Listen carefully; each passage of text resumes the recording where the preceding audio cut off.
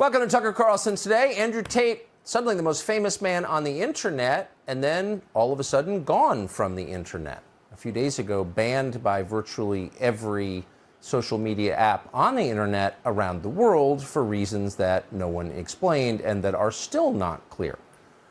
Lots of mean things being written about Andrew Tate, but we have learned over time to trust our own experience. Don't believe what you hear, go right to the source. And so today we're doing that. We're speaking to Andrew Tate himself, who is joining us, as far as we know, from Bucharest, Romania. Andrew Tate, thanks so much for coming on. Thank you very much for having me, Tucker. Of course. So why do you think, and this is a sincere question because I don't know the answer, why do you think you were banned from the internet? I was banned from the internet for having massive influence over the youth and for not aligning myself with the liberal degeneracy in which they want me to purport to the young people of the world today. Well, so I want to get much deeper into that, but I'm just immediately amused by the phrase liberal degeneracy because, of course, they're accusing you of degeneracy. So you're saying that you exposed how degenerate they are, and they are, of course, completely degenerate. What did you say that they couldn't tolerate? Well, this is the thing that's interesting. I don't really feel like I've exposed anything. Like, I'm truly not a very political person. This is the first time someone's experienced this level of ban. I'm not particularly right-wing. I don't vote. I mean, I obviously have my own personal views, but they didn't ban me for that. They banned me simply because I had large swaths of the population agreeing to very traditional masculine values. Teenage men and young men, 22, 23, 24, were looking up to me and aspiring to be like me. I have a very traditionally masculine life. I have fast cars and a big house and a lot of money and a beautiful girlfriend.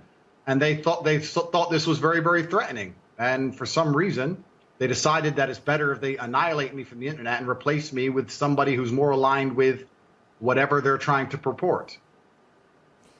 I sense that what you're saying is right. Again, I don't really know, but flesh it out a bit. Why would your message, your lifestyle, be so threatening to the people who banned you? Yeah, it's an interesting question because I've been banned under the guise of misogyny and dangerous person. And this is the first time this has ever happened. Like I said before, whenever this was happened, there was political affiliation, and now there really isn't. And it's a very slippery slope. I mean, it's dangerous enough when they're doing it to political rivals, but when they start doing it to anybody who simply says anything they don't like under any label, then this is the beginning of a large wave of censorship which is incoming. They said I'm misogynistic. They said that I say things which are degrading and damaging to women. I strongly reject that point. What I do is I try and stick up for men, and what I do is I try and advertise to the world and to the young men of the world that they should avoid low-quality people of all genders. And through clever censoring of me discussing important issues about men, and through clever editing of some of my videos from very long format into very, very short format, they've managed to media spin and purport the lie that I am some woman-hating misogynist when absolutely nothing could be further from the truth. So I'm happy to let you speak for yourself. Tell us what your message is to young men. Yeah, so I think that being a man is very, very difficult. I think that men's issues are largely overlooked. The people in charge of the world pretend to care, but when somebody who's championing men's issues like myself comes forward and finally manages to garner huge percentiles of the public support, I'm silenced. So they're not really interested in men's issues. And there's a lot of young men growing up today that feel very disaffected. They feel invisible. The agendas that are being forced down their throats are not agendas they align with or they feel affinity to or agendas they want. And I basically just say to men, look, it's a very hard life. You're going to need to get up, work hard, go to the gym. Strong body is a strong mind. You're going to have to reject listening blindly to everything you're told, reject the slave mind, think for yourself, get a strong network of brothers, work aside them. Don't tolerate low quality people in your life, which means don't tolerate men who just smoke drugs and play video games, or men who are disloyal or dishonest. By extension, don't tolerate women or girlfriends who are disloyal or dishonest, and try and build and create a reality full of high quality people in which you can resist the programming that the Matrix tries to influence you with, and grow up truly happy. And what happens is when I say these things, they ignore 95% of what I say. They ignore me saying that you need to avoid low quality men. And they take the bit where I say avoid women who are dishonest. And then they put it on a reel, a very short 3 or 4 second clip. And then they say I'm a misogynistic person and I'm dangerous to women and I need to be banned. And it's truly, I've explained in my final video, which I'd like to talk about. I put a video up. It can be viewed now at www.freetopg, which is my nickname, topg.com. And I explained at length what has happened to me, how it was done, and why it's not true. And everybody knows it's not true, but they've just come up with the spin that I am somehow dangerous to women because I tell men to grow up and be the kind of man that we were all taught to be in the 90s and 80s anyway. I'm not saying anything controversial on any level. Well, I'm not grounded in your work apart from seeing a few videos, but the message you just articulated strikes me as the best possible message. It's hard to imagine who could disagree with that. To give our audience some sense of the scale of your ban, so TikTok, I don't believe you had a TikTok account. Your videos were shared by others on TikTok, and they were one of the most widely viewed categories on TikTok, Andrew Tate videos. TikTok apparently has banned any video of you, not just ones you release, but ones in which you appear. So this is really a reaction without precedent. This wasn't done to the ISIS beheading videos, what they've done to you. So I just want to press you a little bit more on motive. We're both speculating, but it's really interesting. What about the message that you just articulated is so threatening to the people who banned you? Well, I think that, and this is the true shame of it, and I want to make this very clear as a matter of public record, I have no interest in going to war with social media companies. I had no interest in trying to convert large swaths of the population to one political party or another. I had no interest in that. All I was doing was speaking from my personal experience about the difficulties of growing up as a man and how to get the best possible life experience as a man in the world today. And when you do that, you, unfortunately for them, you must teach people to resist the slave mind and to think for themselves and develop character and to learn how to stand up and do the right thing, even if it's difficult, and to not blindly accept programming and to not be physically weak and to not be mentally weak. And what you're doing is, I guess what I'm doing is I'm creating millions and millions of young men who simply won't listen to lies or swallow the garbage they're trying to feed them. And they see me as another way out. They look at a YouTube feed and they see all the videos they're supposed to like. They don't like any of them, and I don't blame them. They see me and they're finally like, wow, somebody who's aspirational, somebody who's living the life I want to live. I want to be like this guy. And they saw that as a threat. I made it very difficult for them to program the young men of the generation with whatever they want to program them with. And for that reason, they decided I was too dangerous to exist and I must be annihilated. If they truly cared about men's mental health, then they would have come to me and said, Andrew Tate, you have huge influence over a large percentage of the population. We're unhappy with certain elements of your messaging. Perhaps it needs curation, perhaps it needs editing. But we understand that you are so respected and so many men look up to you, we can't possibly just delete you from the internet. That's bad for men's mental health as a whole. You're championing issues which a lot of men struggle with. If they were worried about women, they could have approached me with the same rhetoric. Instead, they just decided, no, let's completely annihilate him. And let me make something very, very clear. There is nobody who is against me who has a genuine concern for women. And I'll tell you this now because I have no criminal record. I have never been arrested in any country and held on suspicion of anything. There were some incidents which I talked about in my final video in which I was swatted and accused of crimes I didn't commit. But there are plenty of people on social media with genuine criminal charges against women. I don't have any of these things. I haven't hurt any women. No women have come forward saying I've hurt them. There's not a single female who's making videos saying I hurt them. In fact, quite the contrary. There were videos on YouTube from women who know me very well saying this is all false and this is not fair, which have been deleted in real time by the YouTube censorship ever since I've been banned. But it's completely asinine. And what they're doing is they're weaponizing the idea of misogyny. They're pretending they care about women and using it as an excuse to cancel me. And it's nothing to do with women. Nobody is concerned for women because there's no reason for concern. The truth is they just want me gone. I'm certainly willing to believe the last line. So news accounts in the United States say that the U.S. Embassy in Bucharest, Romania, was tipped off to your misdeeds and alerted the local authorities you might be committing human trafficking. Given that this is the same charge they leveled against Julian Assange or a species of it, skeptical, but I want to know the details. Were you arrested for human trafficking? What happened? Yeah, I was not arrested. So what happened is I suffered from a case of swatting. It's very popular with people who are large on the internet. Many large YouTubers have been swatted. It's where you call the police and you say somebody has a gun or there's a hostage situation and the SWAT team arrives. Somebody made a phone call to the American Embassy saying that I was holding women at my house. The police arrived. And let me state this now. I state this openly to the world. I have absolute respect for the police. I would hate to live in a country where if you call the police saying women are being held against their will, that the police don't respond. That would be terrible. Of course they should come and look. Absolutely.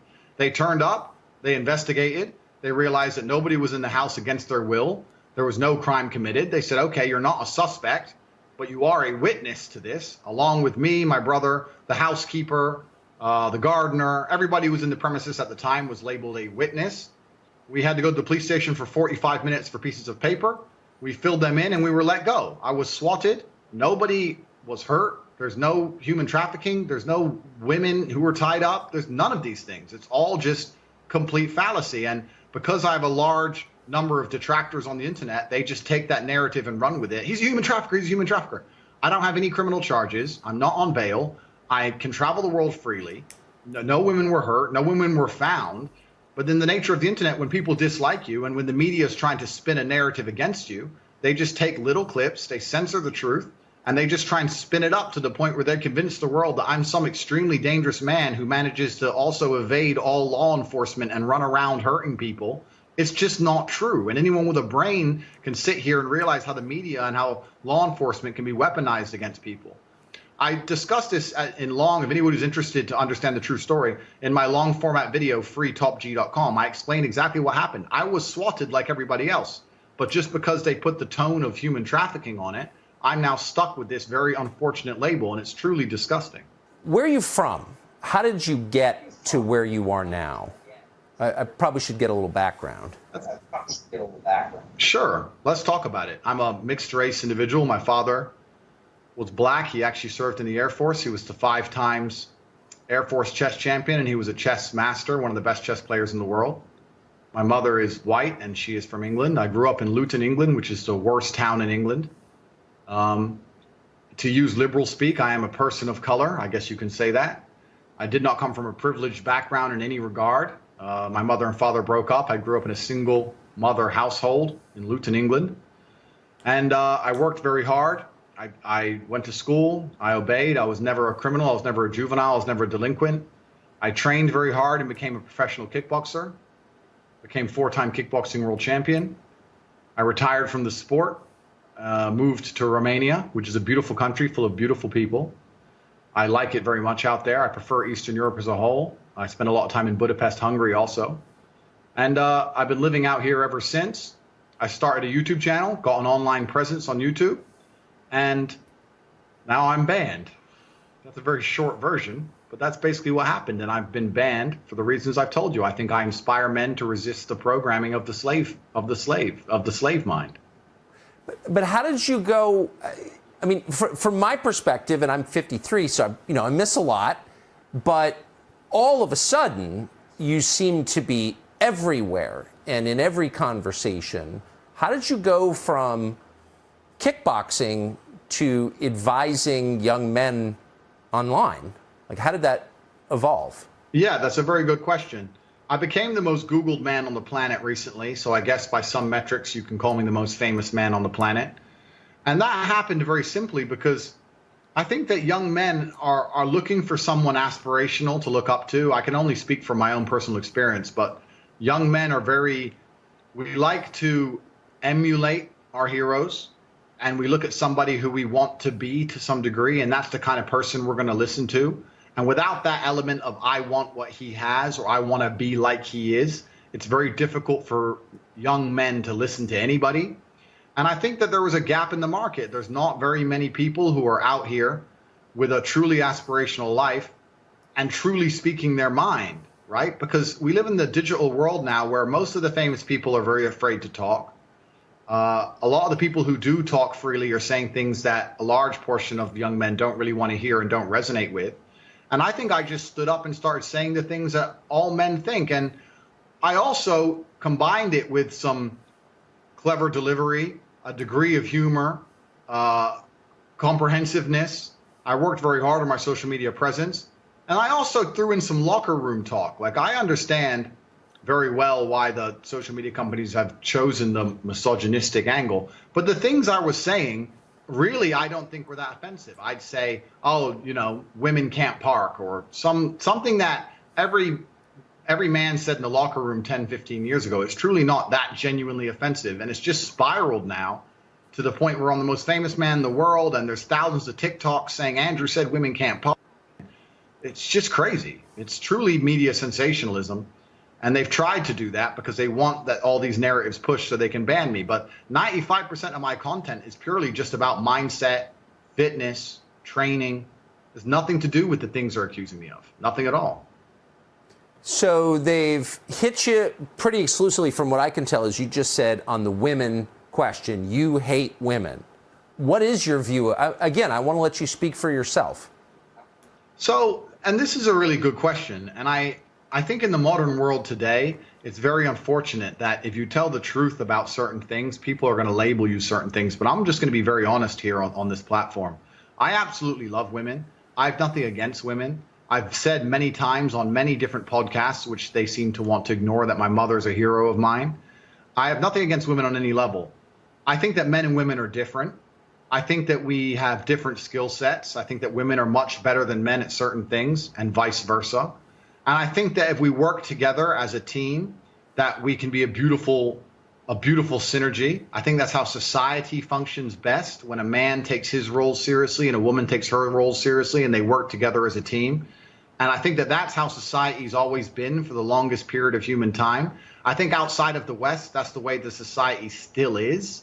I don't think it's really controversial to say that men are, for example, physically stronger than women, and women are, for example, more empathetic than men. I don't think that's controversial. Somehow that's managed to end up super controversial, and I've been accused of being sexist and misogynist and all these terrible things. But I truly believe these things, and I don't believe them in a negative connotation.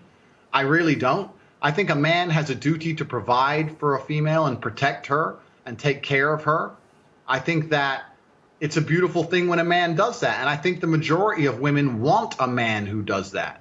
I don't think they want a man who wouldn't do that. But by stating these things and saying these things, they have managed to twist my words and change them into the idea that Andrew says women shouldn't have jobs, they should only live off their man's money. Or Andrew said that men are strong, so women's opinions don't matter, or all these other crazy twists of my language. And it's truly just been internet sensationalism. I can talk at length about why this has happened. I think it's a two-pronged attack. But one is, there's certainly been an agenda against me for a long time.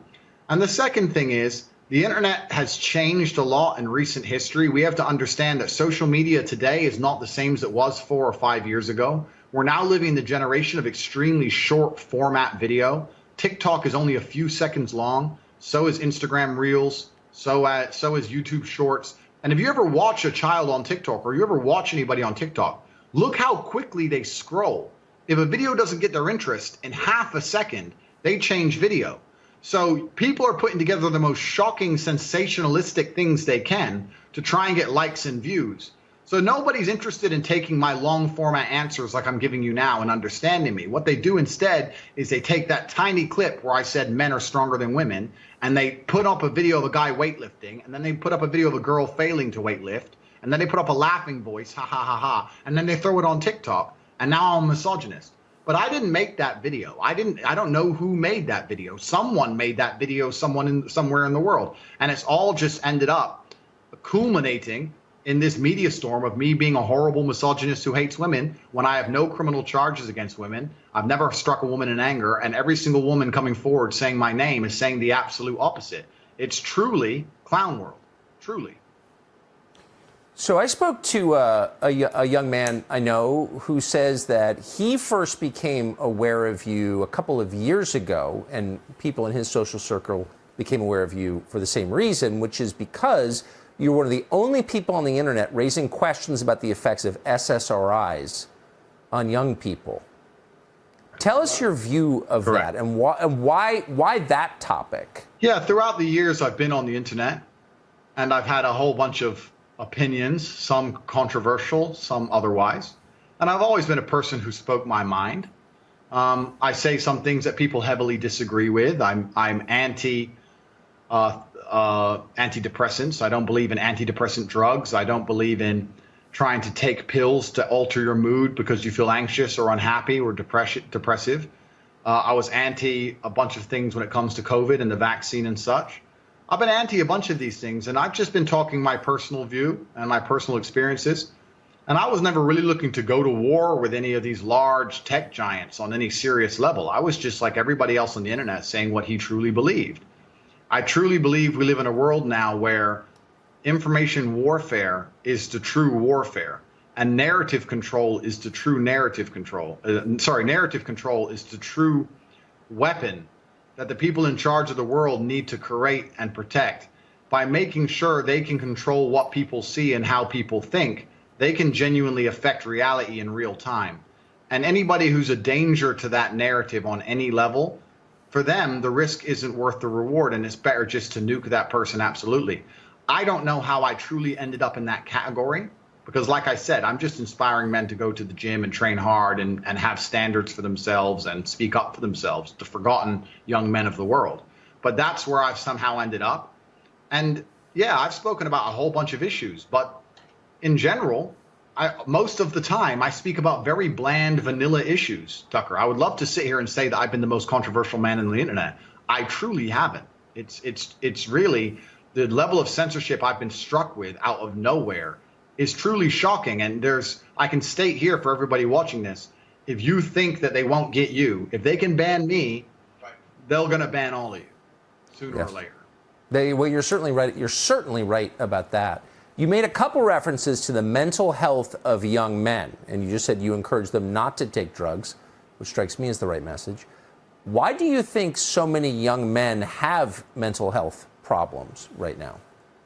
Well, this is the problem, is that the majority of young men in the world today are completely invisible. And social media has made them invisible. If you go into an Instagram feed, you have extremely beautiful women, which is fine.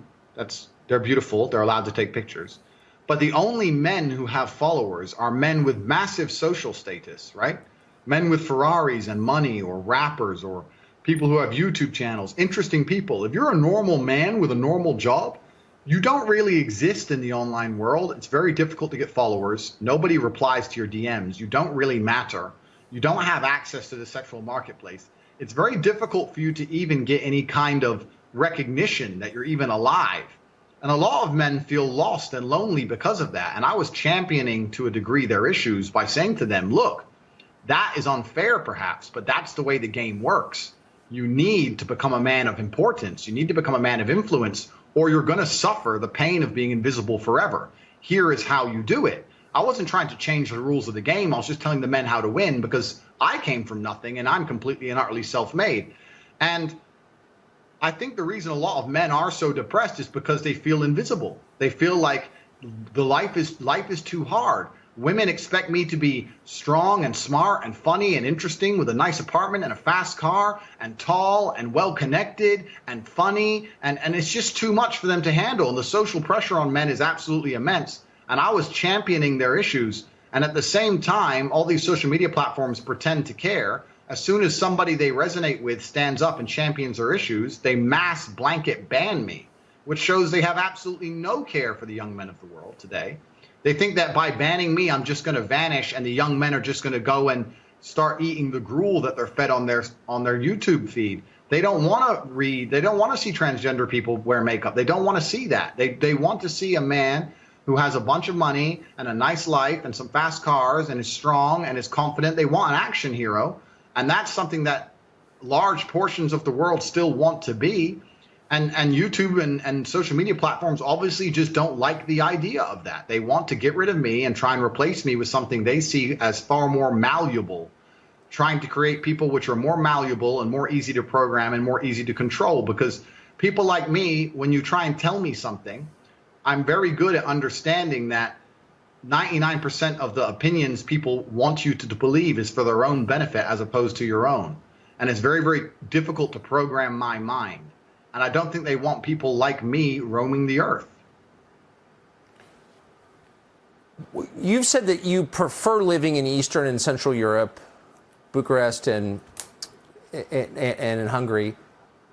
How are the attitudes there different about men, do you notice, since you've lived in the UK, the US, and now there? It's actually very interesting because the things I say, which are deemed controversial in the West, are completely normal and standardized here. It's completely normal for the idea of if a family were to go on a long drive at night in the dark and it was raining and it was a dangerous road, the man would probably drive. That's accepted over here. If I say that in the West, I'm sexist. The idea that a man is responsible for financially providing for his family and physically protecting his family, that's completely accepted over here. In the West, I'm a misogynist. It's truly crazy. The place I live is not even the reason my views are what they are. It's just, I think a lot of people actually agree with me. I think it's just a very, very vocal minority which have decided to purport this idea that I hate women. I don't know in how many ways to state that I don't hate women. There's no evidence I hate women. No women are coming forward saying I've ever done anything. There's no evidence at all. It's just TikToks edited up to make me look bad, made by people I don't know, and the media latching onto it and deciding, you know what? COVID's over and everyone's bored of Ukraine, so let's hate Andrew Tate for a while. And hopefully next week they'll find something else to talk about. But it's truly asinine. It's immature. It's childish. And banning me from social media, as we've discussed, is bad for the world. I truly believe that. And I really think it was a mistake. And I think it was a mistake because I think this is the first time the social media companies have banned someone for a non-political reason. And it's really got a lot of the young people of the world thinking now. And they're sitting and thinking, going, okay, well, the politics stuff, that's kind of like, older stuff. But why are they banning him? Like, is this what they do when you become influential? Why have they really banned him? I've had over 100,000 emails of support since my banning. And the young people of the world today are going to wake up from this banning in a way that they've never woken up from any others, even Trump's. I really do believe that because they're seeing their hero banned for basically no reason. And they're understanding that there's something else going on. And I think they've overplayed their hand on this particular time. Do you have you say things that people become hysterical about. If you thought that, why wouldn't you just say it? Do you have any recourse? Can you get back on social media? Well, I think if the social media companies had a genuine worry or a genuine interest in men's mental health or in female safety, they would keep me on social media and work with me to correct my message. I hate to keep referencing it, but for all the people watching this who want to really, truly understand what happened, please go to freetopg.com and you can see the whole 1 hour story from start to finish of how I became famous online and why I'm now being unfairly targeted. I don't think they're ever going to allow me to come back onto traditional social medias, and that's fine. Even if they did, I'm not sure if I'd be particularly interested in investing in platforms that will just destroy me and nuke me at will for basically no reason. I've already had an offer from a very fantastic platform called Rumble. I'm not sure if you're familiar with them. They're a YouTube competitor. Yes. But I'm working closely with Rumble now, and I can be found on Rumble, rumble.com/Tate Speech, which is a play on hate speech because we already know how that's played out for censorship.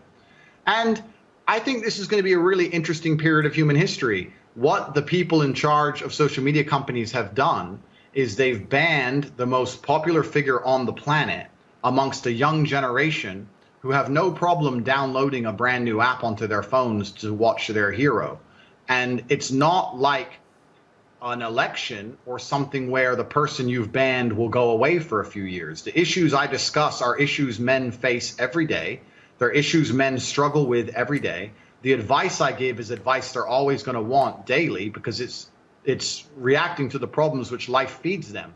And they're not going to just forget about me and hope and just think, oh, I'll just forget about him then and be hopeless. They're going to follow me wherever I go.